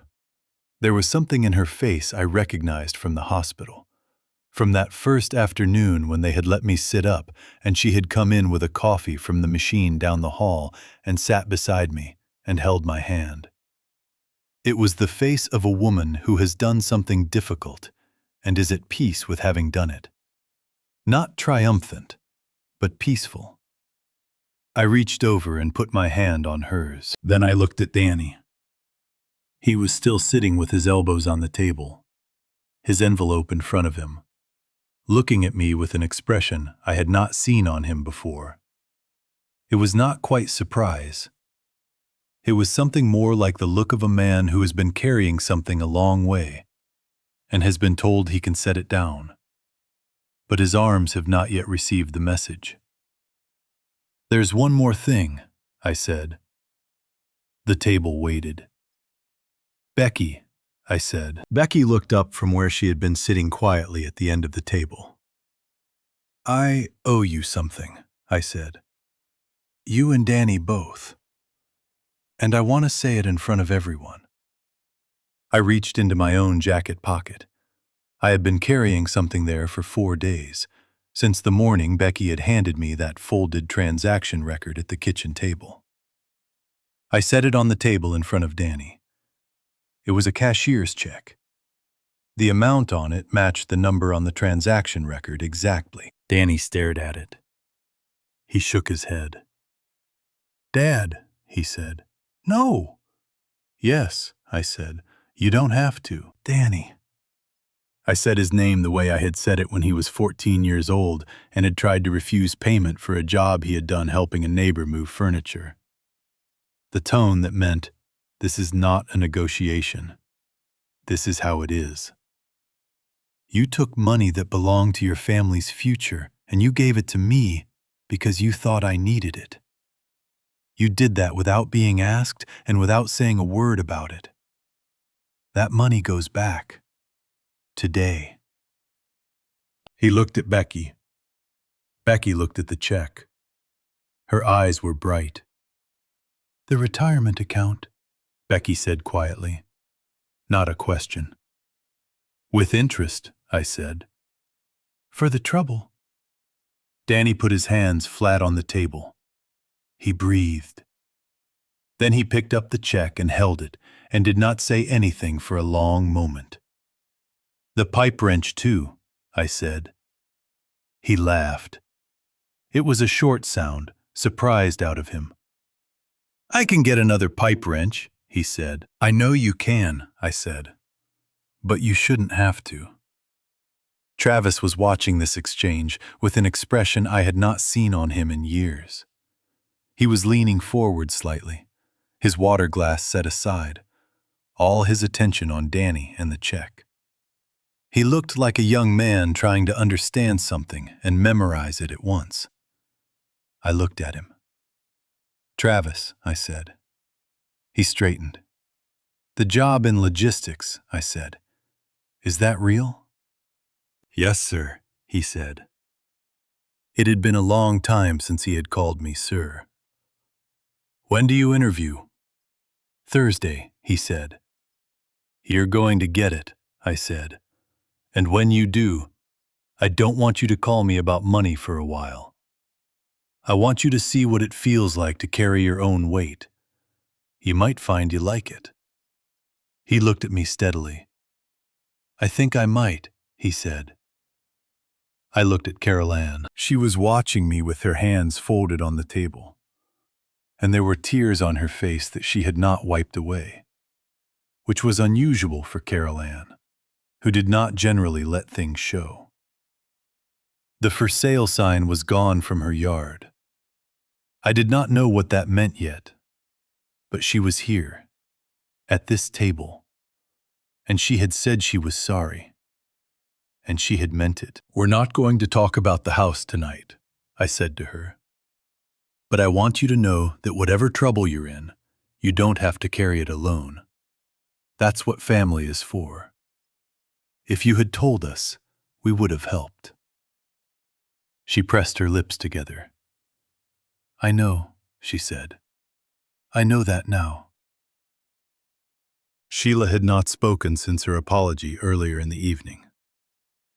I looked at her, and she looked back at me, and there was a steadiness in her face that I recognized as the beginning of something. Not resolution, the beginning of it. "The trust provides for everyone," I said. "That was always the intention. Buford's pit belongs to all of you, through Danny. It always will." Outside, one of the boys laughed at something in the backyard. Richard and Gary were talking. The ordinary world was still turning. Loretta stood up from the table. She went around to Danny and put her hands on his shoulders and bent down and kissed the top of his head, the way she had done when he was small. And he let her, and he closed his eyes. "You did good," she said. "You always did." He did not answer. He did not need to. The Buford Family Trust was signed and sealed. The check was on the table. The letters were in hand.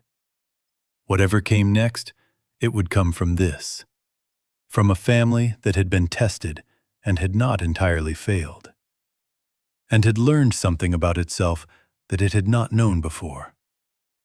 That was, I thought, enough. For now, it was enough. The dinner ended the way good evenings end. Not with a conclusion exactly, but with a settling. Richard washed dishes without being asked. Gary helped him. Travis sat at the kitchen table with Marcus and Tyler and let them beat him at a card game. And I watched him lose gracefully, which was something I had not seen from him before. Sheila and Carol Ann stood at the counter with their envelopes in their hands, talking low, their heads close together. And whatever they were saying, I did not try to hear. Becky found me on the front porch around 9 o'clock. She came out with 2 cups of coffee and handed me one, and stood beside me looking out at the quiet street, at the bare patch where the for sale sign had been. "It was her idea," I said, nodding at the lawn. Becky looked at me. "Carol Ann," I said, "taking down the sign. She did it before we arrived." "I know," Becky said. "She called Danny this afternoon to tell him. She wanted someone to know she had done it. I think, before anyone saw it was gone." I thought about that. A woman in financial trouble taking down a sign that was her best option, because she was ashamed of what it said about her to her parents. And then calling her brother to tell him, because she needed one person to know she had tried. "She's going to be all right," I said. It was not a question. "She's going to have to work for it," Becky said. "But yes, I think so." We stood there for a while. The night was cold and clear, the kind of Memphis winter night that feels almost sharp, the air with an edge to it. "Mr. Wade," Becky said. "You can call me Wade," I said. "You've been calling me Mr. Wade for 16 years. "I know," she said. "I might need another 16 to break the habit." She paused. "I want to ask you something." "Go ahead." "Did you know," she said, "when you came to Danny's door that night, did you already know it was going to be him? That he was the one you were coming to?" I thought about the question carefully, because it deserved a careful answer. I hoped, I said. I didn't let myself know. There's a difference. She nodded. She drank her coffee. He would have done it anyway, she said. Even if there was no trust. Even if there was nothing. He would have taken you in and figured out the rest later. That's just who he is. I know that, I said. I know you know it, she said. I just wanted to say it out loud.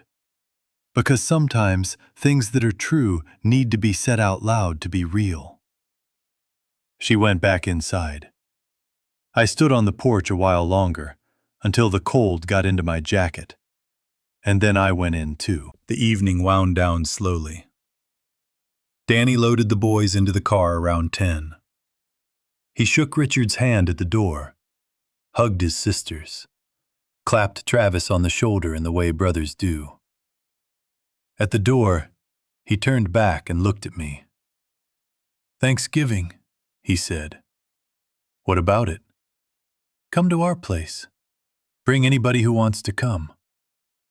He looked at the room. "Everybody, if you want." Nobody said no. I found Loretta in the kitchen with Carol Ann when I came back inside. They were at the island counter, Carol Ann's envelope open between them, and Carol Ann was reading something with her head bent and her hair falling forward, and Loretta's hand resting gently on her back. I did not go in. I stood in the doorway for a moment and looked at my wife and my oldest daughter in the light of that kitchen. And then I went to find my coat. It was late when Loretta and I finally left. The night had gone quiet, the city settling into itself. She took my arm on the walk to the truck and leaned into me slightly, the way she had for 46 years. The particular lean that was not about balance, but about proximity, about choosing to be close when she did not have to be. I opened her door. She got in. I went around and got in on my side and sat for a moment before starting the engine. "You did that," I said. "We did that," she said. "No," I said. "Most of it was you. The attorney, the trust, the letters, the plan inside the plan. That was all you." She looked out the windshield. "I was afraid," she said. "I sat in that hospital waiting room, and I was afraid in a way I had not been afraid since we were young and had nothing. And when I am afraid of losing something, I try to protect it." "You protected it," I said. She turned and looked at me. "I protected part of it," she said.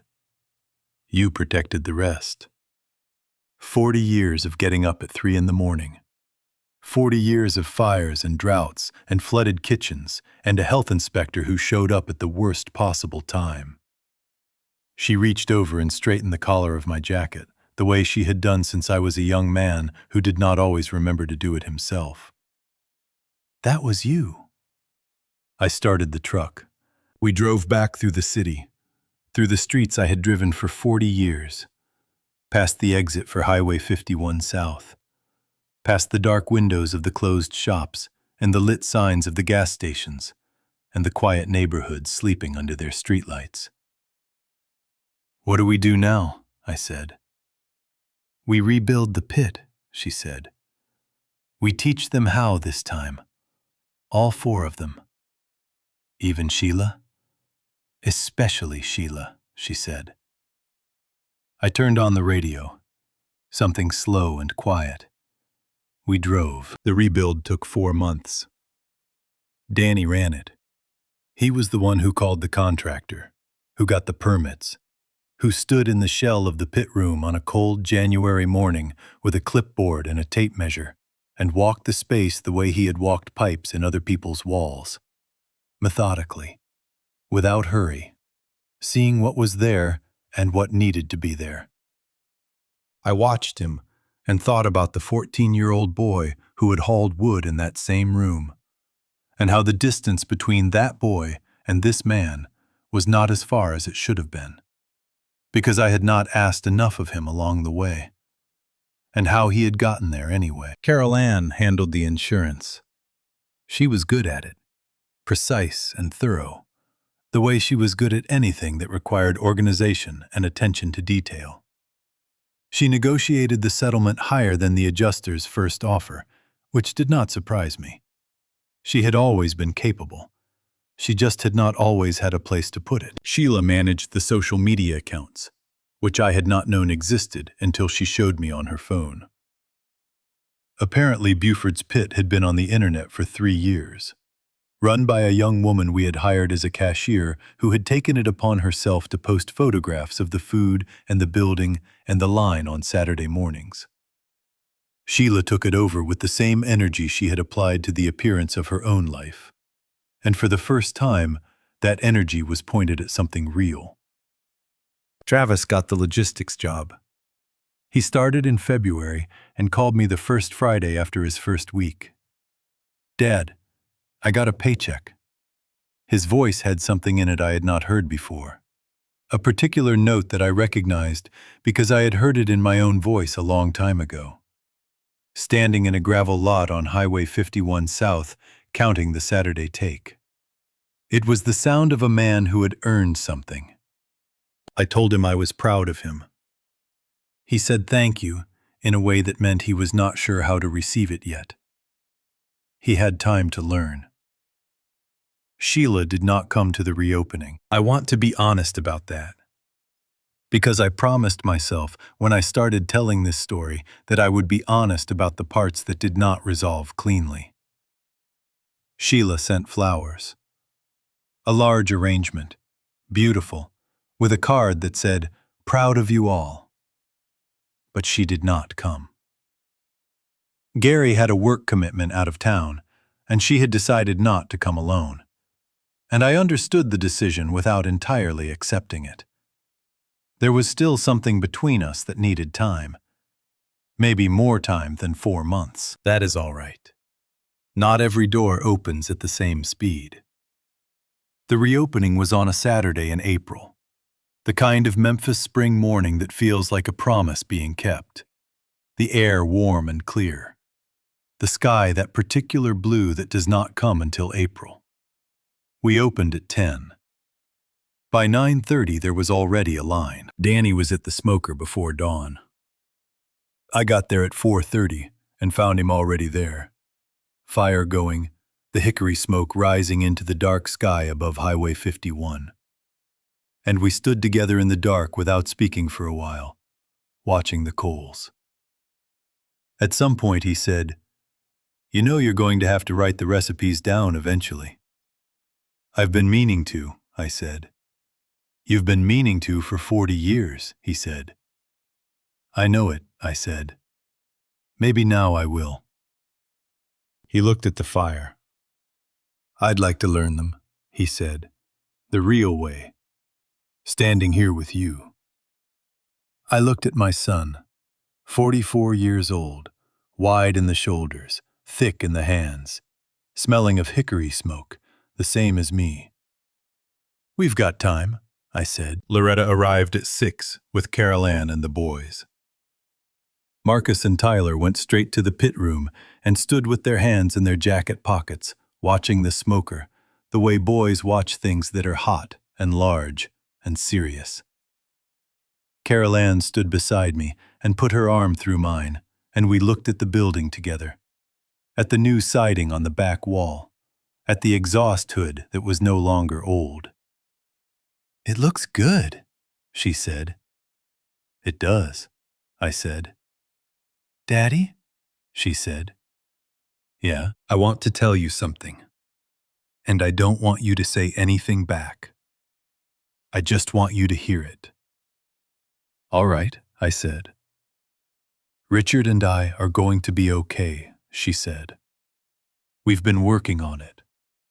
The house went back on the market last week. We're going to find something smaller, something we can actually afford, and we're going to start over. And I'm going to work. I have a job interview on Monday." I looked at her. I said, "Don't say anything," she said. I did not say anything. I put my arm around her shoulders and pulled her into my side and held on for a moment, the way I had held her when she was small, and the world was large, and I was the thing between her and it.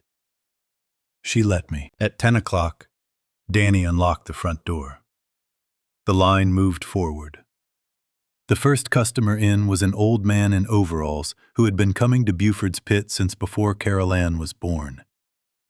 He took his usual table in the corner, the one with the window view of the parking lot, and he looked around at the rebuilt interior and at me standing behind the counter, and he nodded once in the way of men who have seen things last that they were not certain would. I nodded back. Loretta came and stood beside me. I could smell her perfume over the hickory, which was a thing I had always loved. She slipped her hand into mine. The smoke rose above Highway 51 South in the April air. The line kept coming. We were open. I am telling you this story from a booth in the corner of Buford's Pit, the same booth where my children did their homework for 20 years. It is a Saturday morning in October, 8 months after the reopening. The line starts at 9. It is 9:15 now, and the last of the early crowd has settled in. And the smoke is up, and the smell of hickory and brisket, and the particular sweetness of the sauce Loretta invented in our apartment kitchen on Summer Avenue has filled this room the way it has filled every room I have been in for 40 years. Danny is at the pit. He has been here since 4. Marcus is bussing tables. He is 13 now, old enough for a real job, and he comes in on Saturday mornings with his grandfather's work ethic and his father's steady hands. And he moves through this room like he belongs in it, which he does, which I intend to make sure he always knows. Tyler is too young to work the floor, but he is here anyway, sitting at the counter with a glass of sweet tea and a book, in the same spot where Travis used to sit when he was small, though Tyler uses his time differently. Travis is not here this morning. He is at work. He has been promoted once since February, which I learned from Loretta, who learned it from Becky, because Travis has not yet figured out that a man can tell his father good news without it being complicated. But he will figure it out. He has time. Carol Ann is here. She is at the register, where Loretta used to stand. And she is good at it in the way she is good at things that require precision and a steady presence. She started working here in June, 2 mornings a week, after her job interview on that Monday turned into an offer, and she realized she could do both. She and Richard found a smaller house in Midtown. She seems lighter in it. Sheila came for the first time 3 weeks ago. She did not call ahead. She just showed up on a Saturday morning, alone, and sat in a booth and ordered the brisket plate and ate it without saying much. Before she left, she came and found me at the counter and hugged me for a long time without speaking. I held on. She has not come back yet. But she came once, and once is a beginning. I want to tell you what I have learned from all of this, because I think that is what you have been waiting for, sitting with me through this story. And I think you deserve a straight answer. What I learned is this: the things we build do not outlast us by themselves. They outlast us because someone chooses to carry them. And the people who choose to carry things, who do it quietly and without being asked, and without needing to be recognized for it, are rarer than we think, and more valuable than we know. We do not always raise them on purpose. Sometimes they grow in spite of us, finding their way to who they are through a combination of what we gave them and what we failed to give them, and something that belongs entirely to themselves. I spent 40 years building Buford's Pit. I spent most of those same years making sure my children never felt the weight of the thing I was building. I gave them the warmth of it and hid the cost. And then I was surprised when they did not understand the value of what they had. That was my failure. Not the only one, but the central one. What I should have done, and what I am trying to do now, while I still have time, is show them the work. Not just the result of it. Not just the Saturday line and the full tables and the man from the New York Magazine on the wall. The 3 a.m. fire, and the drought summer, and the flooded kitchen, and the health inspector who showed up at the worst possible time. And the two people who kept going through all of it because they had made a promise to each other in a $40 ceremony in the spring of 1978. And they meant every word. That is the story I should have told them a long time ago. I am telling it now. If you are watching this and you have built something, a business, a marriage, a family, a life you started from nothing with your own hands, I want to ask you something. Does the person beside you know what it cost? Does the next generation understand the weight of what they are inheriting? Not the comfort of it, not the ease of it, but the work that made the ease possible. If they do not know, tell them. Not to make them feel guilty, not to ask for gratitude, but because the story of how something was built is the most important part of the inheritance. And without it, what you pass on is only the surface of the thing. The warmth without the fire. The table without the 40 years of smoke that seasoned it. I am 70 years old. I have a good wife and 4 children, and 2 grandsons who are learning to wrap brisket in butcher paper, and a booth in the corner of a restaurant on Highway 51 South, where the smoke has been rising since 1985. I am, as it turns out, a wealthy man. I just took a while to understand what the wealth was. If this story found something in you, something you recognized, or something you needed to hear, I hope you will share it with someone who might need it too. And if you have a story of your own, about the things you have built and the people who surprised you, I would be grateful to hear it in the comments. Take care of yourselves. Take care of each other. The smoke is still rising on Highway 51 South.